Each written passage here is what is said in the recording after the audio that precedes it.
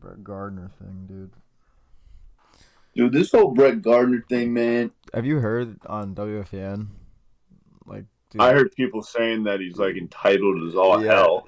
dude. It was like his 41st birthday, dude. He's down there in South Carolina, not giving a fuck about the world. No, it was like his kid's little league game, kid's football Yeah, game. kid's Something. football game the night before.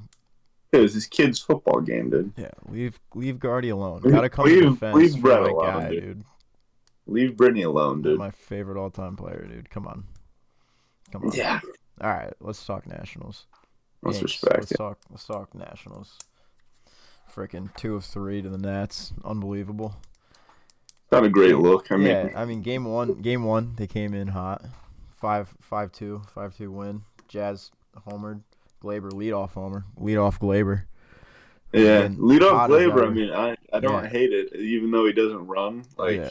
that's kind of the problem Yeah. with he fails to he's not a good contact hitter. I No. don't really understand the logic of putting that. Like, I mean, when you think about what he is from just a base standpoint, he's kind of a power hitting second baseman, which doesn't make much sense. Yeah.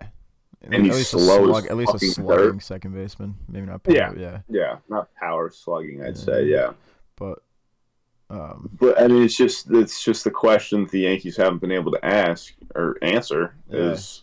Well, that I mean, Jazz would have been cool, but I don't think Jazz. Like, I think Jazz is more valuable in the middle of the lineup rather than I mean, one, two, and three. there's not too much option, and Glaber's been Yeah, hitting like the well way out that of I it. think So about it is that even if, let's say that leadoff's a guaranteed out, I'm still fine with just Judge and Soto going up 2 and 3 and creating at least maybe a run out of it. yeah, there's just not much else option. I mean, you could. Yeah, there's really nothing else that Yeah, you can do. yeah. We'll go down the lineup here in a minute, but game one. I mean, Nestor looked good. Jazz homered again. Huge Judge catch. Dugo had 3 hits. Wells homer. 5-2 win. So that was game one. You mentioned Nestor Cortez. You Coming mentioned Nestor Cortez. Oh yeah, Nestor. We're also we're also gonna get to the rotation here in a minute. Yeah, But Nestor, I'll save that for the rotation yeah, then. yeah, he had a huge scoreless inning streak. Yada yada yada. We'll get to that. Yeah. The real meat and grits of this.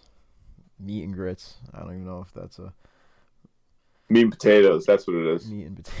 I guess you could throw grits in there too, though. Yeah, you could throw a little grits in there. Game two and 3 is what we're really talking about here. Game 2, Yeah. we got Garrett Cole against Patrick Corbin, and Patrick Corbin looked like prime Andy Pettit with the 46 on his back, which is absolutely shameful. He threw 6 innings, 2 hits, no runs. Unbelievable. The Yankees couldn't touch. It's just whenever Judge and Soto just decide to not hit. Yeah, essentially. I mean, it's just everybody doesn't hit. It's Yeah. very weird. It's like a light switch going off. Yep, and Cole didn't even pitch all that bad. 5 innings, 6 hits, 3 runs, 7 strikeouts. But I mean, He hasn't like turned it on yet, which is kind of a little bit concerning coming from a throwing arm injury. I mean, he hasn't gotten back as quickly as I think a lot of Yankees fans were expecting, and I think it's making people hit the panic button. yeah, he's getting it's getting still there Garrett though. Cole. Yeah, and it's not Still even Garrett like Cole. that's a bad That's start. still the guy you're putting out game 1. That's still the guy you're putting out game 4, even if you can. Yeah, and every other starter, if we get that start, take that every day of the week. Dylan Cruz got his first 2 hits. Andres Chaparro, Yankee legend, Andres Chaparro, spring training legend. And Jose Tena went back-to-back on Cole on 2 straight pitches in the 4th. And the Yankees made 5 errors in this game. Whole lot of errors. It's just stupid loss. Yeah, I mean the Yankees beat themselves more than they get like truly beaten. It seems whether they just decide not to hit like easy pitches. Like there's so many pitches that I see Volpe swing on that he seems to be behind that are like, let's say fastballs 94 in the top center of the zone that he's just blatantly missing. And so did Glaber too for a very long stretch, and it would infuriate me. Yeah. But I mean, they just don't hit pitches. They don't hit bad pitches. And I mean, for a team that has a couple Gold Glovers or Gold Glove potential players on the defensive end, they make a lot of errors. Oh yeah, and they come in. I know that most of them come in Glaber, bunches. but Yeah, they come in bunches too. It's when it rains, it pours. Yeah. Yeah. So game two, there was no homers. Judge and Jazz, two doubles. Those were the extra base hits of the day. That's pretty sweet. Yep. That was Judge game and two. Jazz. Yeah. And Dylan Cruz got his first two hits. And then game three, Dylan Cruz led off the game with his first career homer off of Rodon. Welcome to the league, Dylan Cruz, having the series of your life against the New York Yankees. I guess we just make everybody look like superstars. That's pretty sweet. That's what we do. Well, Dylan Cruz has a very good chance of being a superstar. I know. He's gonna be a stud. I know. Yeah, but lead off homer. Next two get on, and then Rodon has his pitch comm issue. Has a nice little balk. James Wood scores on that, and that became a whole ordeal. And then I mean, I understand where Rodon was coming from, only because like it's such a new system for both the umpires and the players. I mean, you're only thinking back a couple of years, that real pitch comm that these guys are using, that's all digital basically, has been in the game. So there's going to be those gaffes, I think, through this like early process of using it. Or you just don't even think to step off the rubber. Yeah, that's just one of them. And he thought. I mean, there's definitely umpires that probably give him the benefit of the doubt and let him do it. But I mean, this guy just seemed. I don't know who it was that night, but I don't know who was behind the plate. He called it as if it was black and white. I mean, there's nothing you can do about that. He technically fucking balked. Yeah, it was a balk. It sucks, but I mean, it was just really bad, unfortunate just turn of events. Yeah, that's what it was. And afterwards, since the Yankees went back to the old school hand-arm signals behind the fucking plate, 4 stolen bases in the second, ended up being 5 total, ran wild. That's pretty sweet. So there wasn't really much there in this game. They really just got got their ass kicked last night. I feel like I haven't been able to see, at least. I mean, we know Trevino had a lot of trouble against Boston earlier in the year. Oh yeah, he can't. His arms go. But I don't even know if Wells really can. I mean, I think Wells can throw. I think Wells has a little bit better of an arm. Better defense. At least can hold runners. A little bit better of an arm, but I don't. I think it doesn't change people's perspective about stealing on the Yankees. Yeah, no, they're very easy to run on. I mean, Wells is definitely a step up. I mean, he's not like world class arm. He made a good throw the other night. Got thrown out a runner, but no. Rodon went 5 2/3, 8 hits, 5 runs, 8 strikeouts, and Jazz hit his career high 22nd homer. That's the one highlight for the Yanks last night. That's like 9 or 10 home runs for Jazz now. That's as a Yankee in 40 games. 20 games. 20 games. 9 homers. So that's the Nats series. Take away from that, it's just one of the more shit series of the year. And another opportunity to pull away from Baltimore while they're in LA playing the Dodgers, and just doesn't happen. And these are the games that they're going to look back at in the end of the year. And they're just going to be like, you're kidding me? Yeah, when you come up on this series in Baltimore and they're only two games up. The Rockies 9-2, get shelled because you put Will Warren out. Yeah, which I mean, what are you going to do? Yeah, what are you going to do? I mean, it's baseball, Susan, but it's just baseball, Susan. Yeah. You can't cry over spilled milk. Yeah, so since this is the first episode we recorded in like 900 years, we'll run through the rotation and the lineup and just shoot some shit around the horn. Yeah, let's talk. Yeah, so the rotation going into the playoffs is just one fat question mark. It's Cole and then 2-3 question marks. Who else? 2-3 question marks. So our options here. We'll talk through this and we'll come up with a playoff rotation if it was tomorrow. How about we do it game by game? Who's pitching game 2? Yeah, so game 1, obviously Garrett Cole. Game 2 of our options, we've got Nestor, who's been really good of late, recently and on the road. In the first half of the year, if you sent Nestor on the road, he was bound for a bad start. I think all 3 of his last 3 starts were on the road, because at Washington, what the hell was the start before that, and then at Philly. So, I mean, his last 3 starts have been really, really good. He had the huge scoreless inning streak. Scoreless inning streak. Right now, it might just be Nestor, which is crazy to say. At the beginning of the month, he was almost traded at the deadline. So we said let's trade him at the deadline. To be quite honest. Yeah. Well, if it meant Jack Flaherty, that was certainly. course not. What? Yeah. I think that it's the decision for Game 2 is heavily going to decide on if I don't know. Yeah. As much as I hate to say it, like Heels. Well, yeah. You don't know if you want to put Heel out there. Yeah. We'll see. We'll see what so. he's back. I mean, he threw a bullpen on Monday, and he's making a rehab start within the week, so he is coming back at like he's as soon as the IL's up, he's. Same thing with Clark Schmidt too. Yeah. Clark Schmidt's only won another. Yeah, Clark's another Triple H started away. Yeah, and that's where we were getting right there.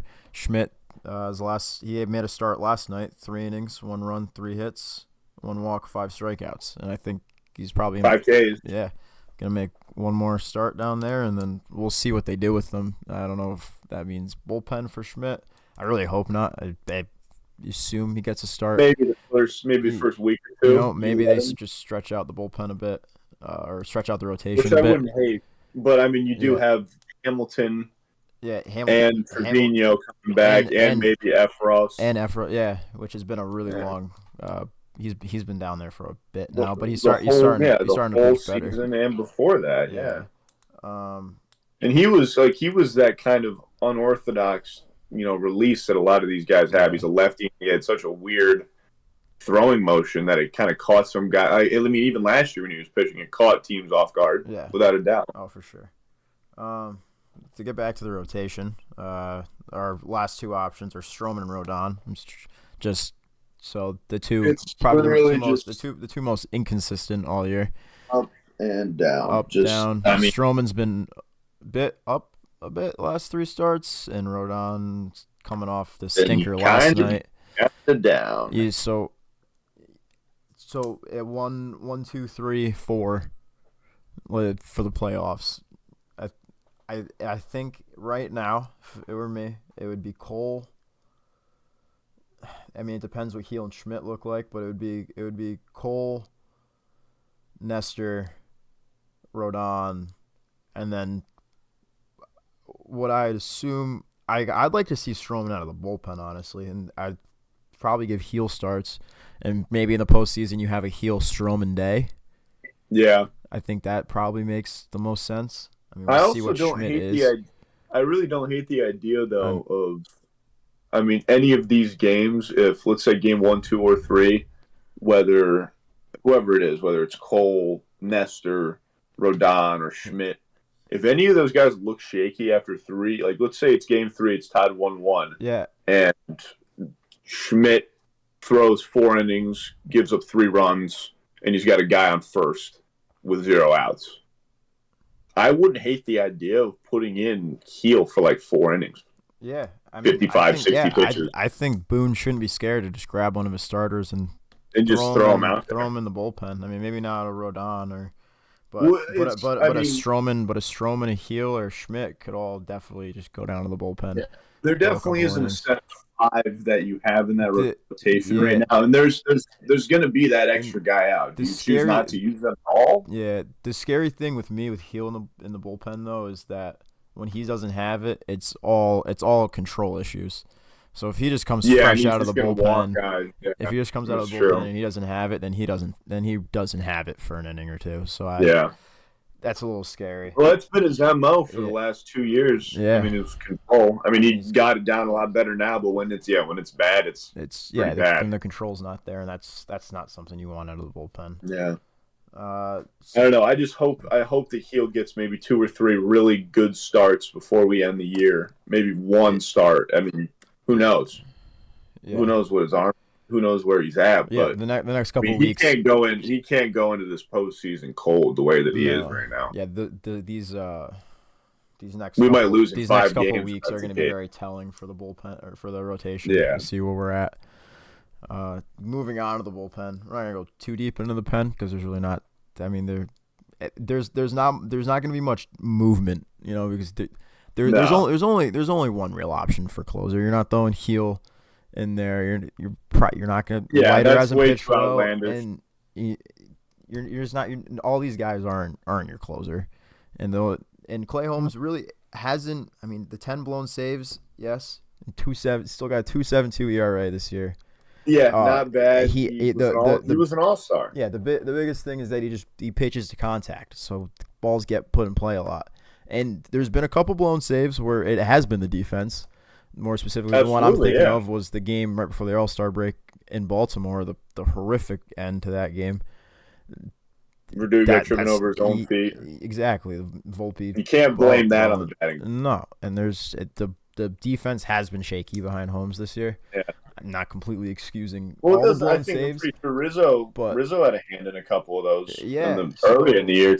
So it's not I think you just have to ride it out with your guy at this point. Hope Holmes is hot come time, and I mean you're still probably going to hear it the rest of the year.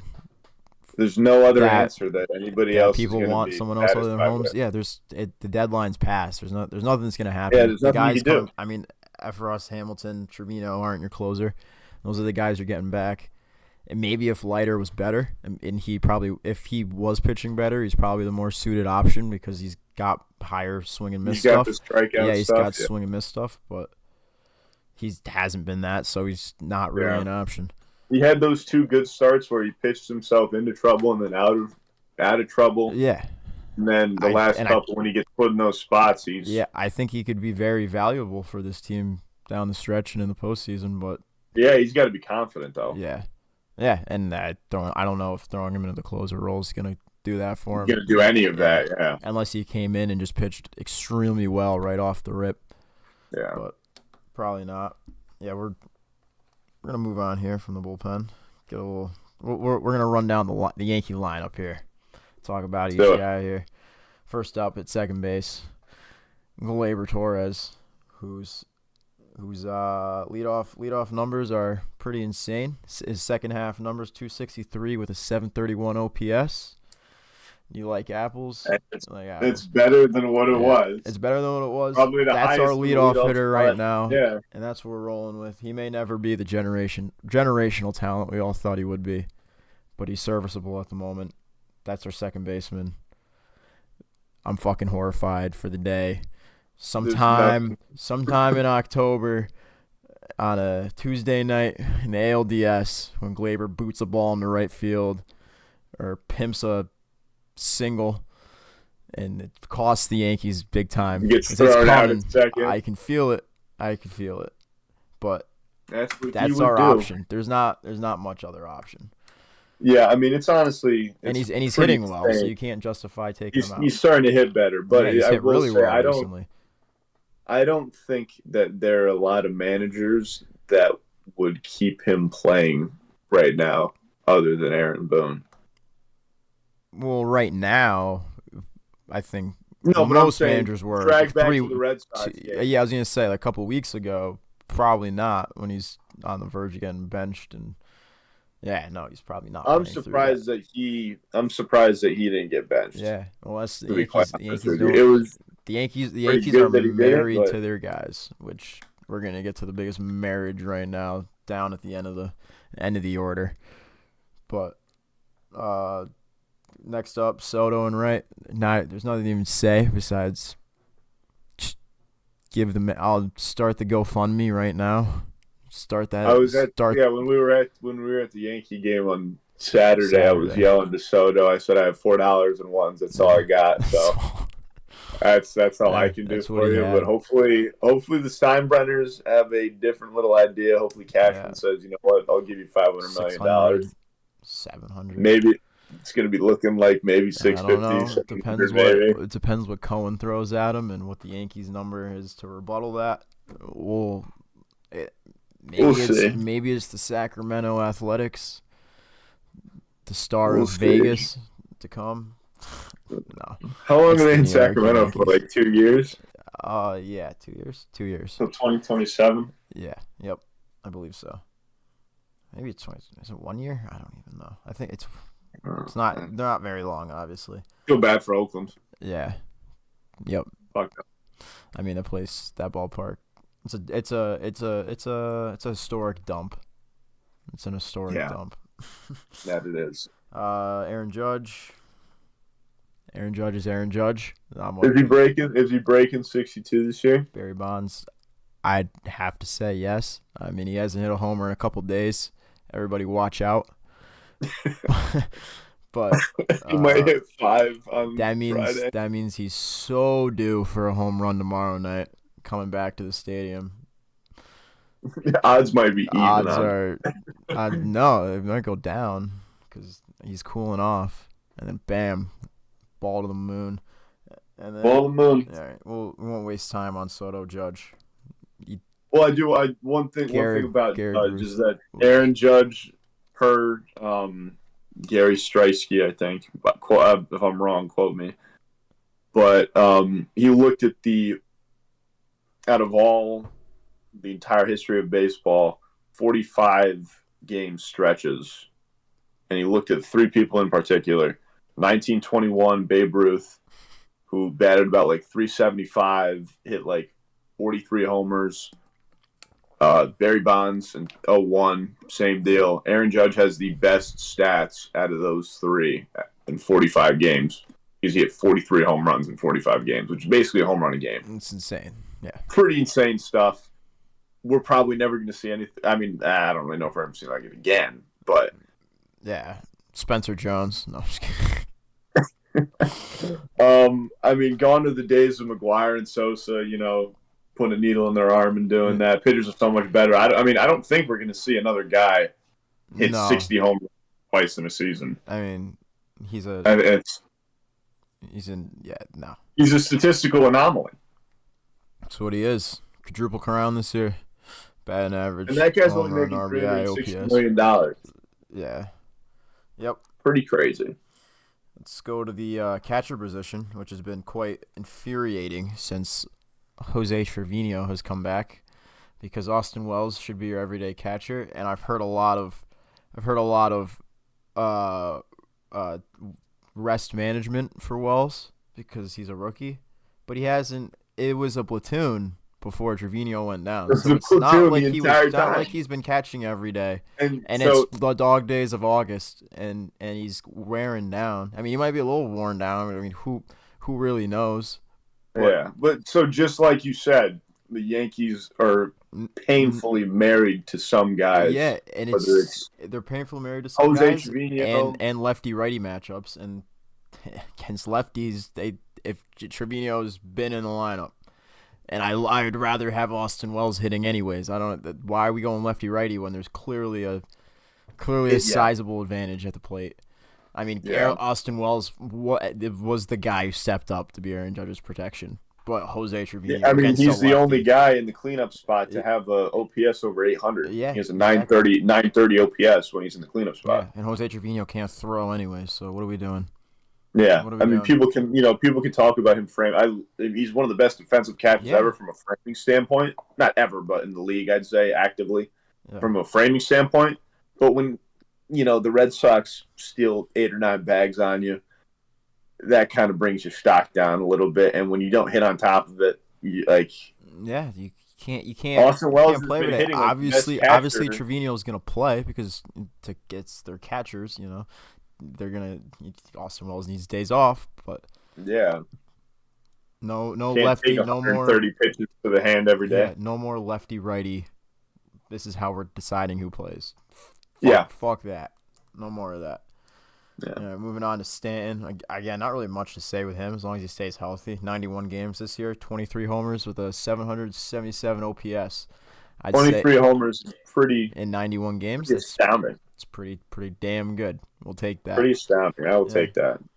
It's just about I don't think 40. I don't think I've ever seen anybody hit a ball more like unathletically and watch it go 450 feet than Giancarlo Stanton. Yeah, exactly. Yeah, it's another one of those physical anomalies. Yeah, and he's one. As long as he's healthy going into the postseason, look out, because so far his career in Pinstripes, he's been a very, very good postseason player. Yeah, I wish I looked up his postseason stats before this, but they're really, really good. Moving on, our third baseman, Jazz Chisholm Jr. in his 20 games with the Yankees with a 304 batting average, a 1,000 OPS, 9 homers, and 6 stolen bases. How about them apples? Do you remember where you were when Jazz Chisholm saved the 2024 Yankee season? Do you remember? Jazz was the light. And he was the light at the end of the tunnel for a team. Even though we weren't recording, like they were going to a wall. And even though we weren't recording, even though we should have been, we were huge. We were huge on getting Jazz here. Huge. We were absolutely huge on getting Jazz here before the deadline. And if you believe us, believe us. But I promise you, we were. We were huge, and we said it's either gonna be he's gonna come in and absolutely light it up because he's in New York. He belongs in a big city. This is where he belongs, or he's gonna stink it out. And obviously, we're looking at the high end of that. We're looking at the high end of that. You know, we'll see.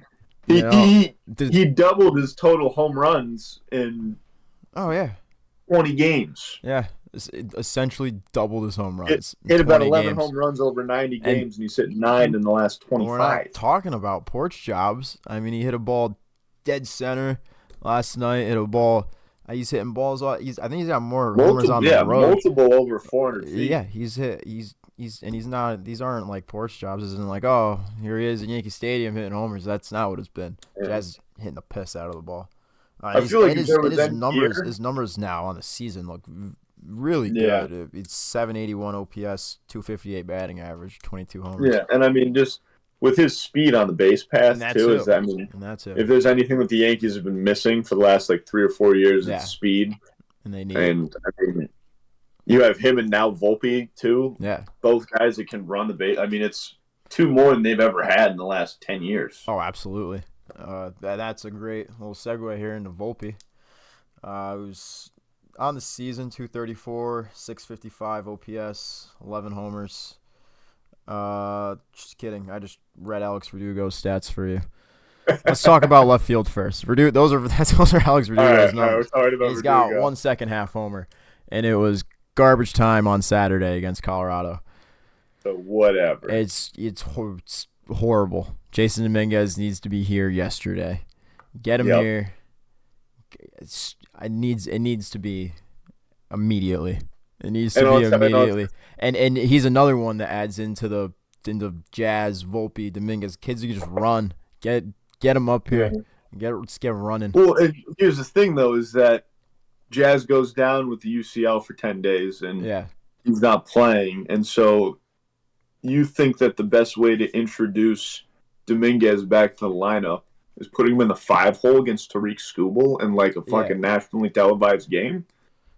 Yeah, I mean, what are we doing? Yeah, I don't know what that is. And then you just send him back down the next game. I mean, they're lucky that it's Jason Dominguez, and that probably won't even fluster him the tiniest bit. But if you did that with some other prospect, that could fuck a lot of shit things up. Yeah, it could demoralize somebody. Yeah, they're lucky. Jason Dominguez is just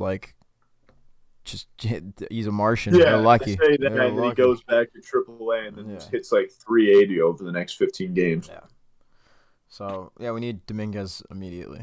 Now we'll talk about Volpe in 133 games, which I don't know. That's damn near every day. I don't know the exact number of games they played now. I think of a day where anybody else has played shortstop. Yeah, no. 252 batting average, 690 OPS, 11 homers, 25 stolen bases.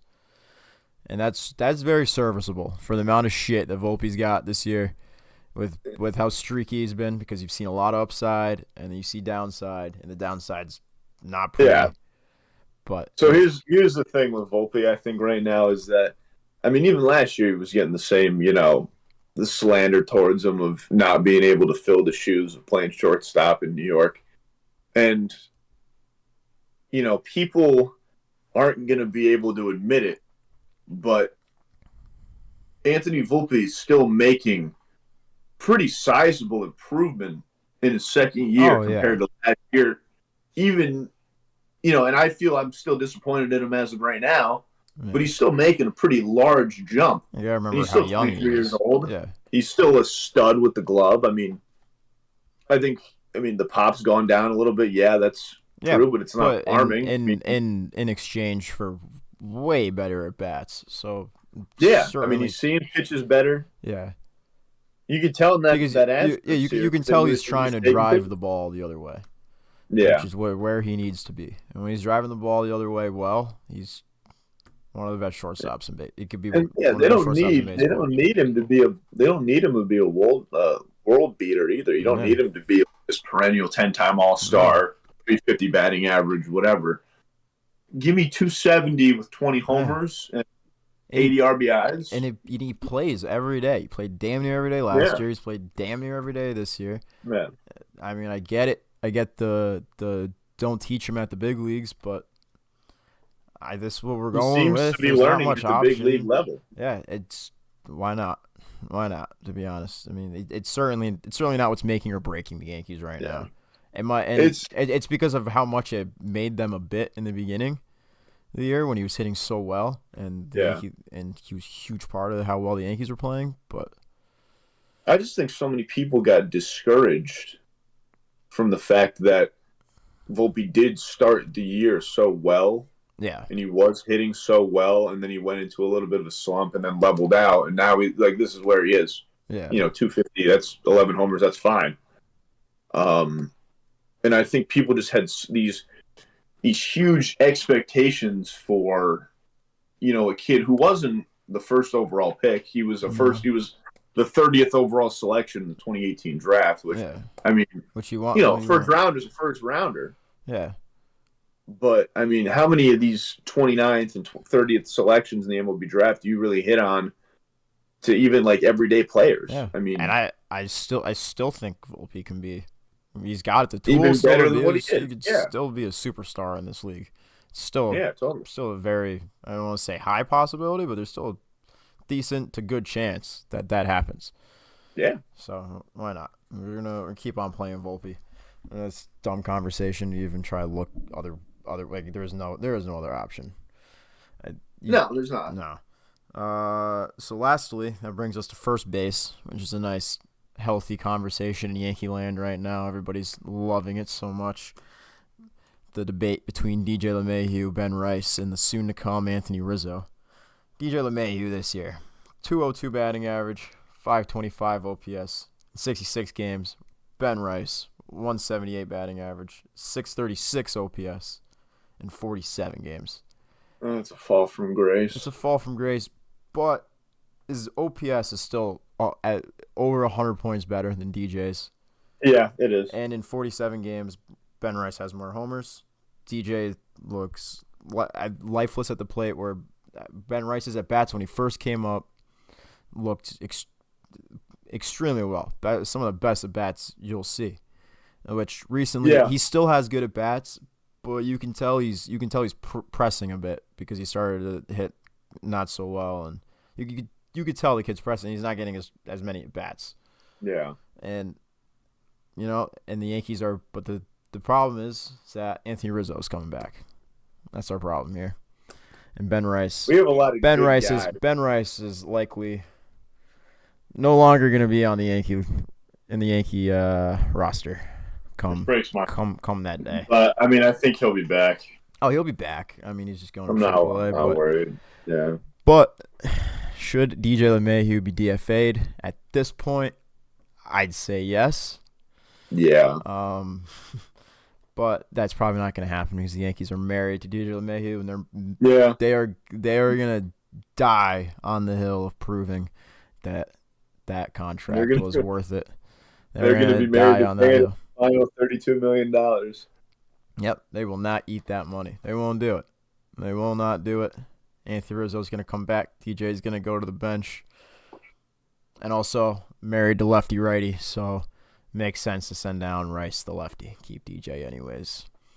That's our sad reality. And Rizzo is just around those same numbers of 223 batting average, 630 OPS, 8 homers in the 70 games that he played this year. But his 2 rehab starts, he hit a homer. I think it was his first at bat. It was his first game, he hit a homer. He went 2 for 2. I think it was his first at bat, he hit a homer. 0 for 2 last night. I mean, yeah, I guess that's the only option you got is just let Rizzo.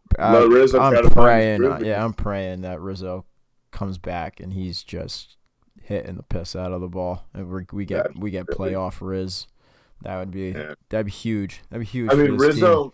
Because honestly, there's your cleanup hitter. But yeah. So. But even then, though, like earlier in the year when Rizzo was struggling, when he was in that 4 or 5 spot, theoretically you can just plug him into the lineup at 7 or 8 now, where Rice or LeMahieu was hitting to start and see what he does. Oh, yeah. I mean, that's gonna be the plan. He might flourish in a spot like that. Yeah, we'll see. We'll see what Rizzo does.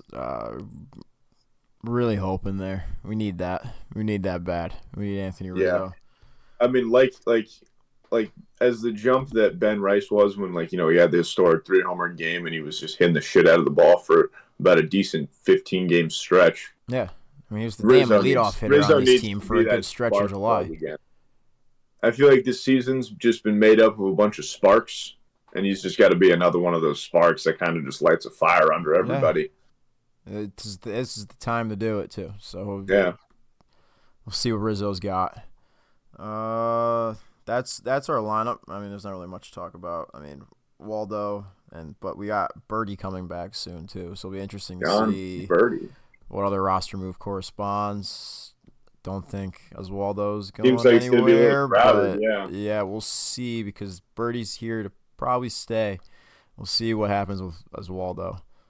But yeah, that's the Yankee lineup there. We've been yapping here for a minute.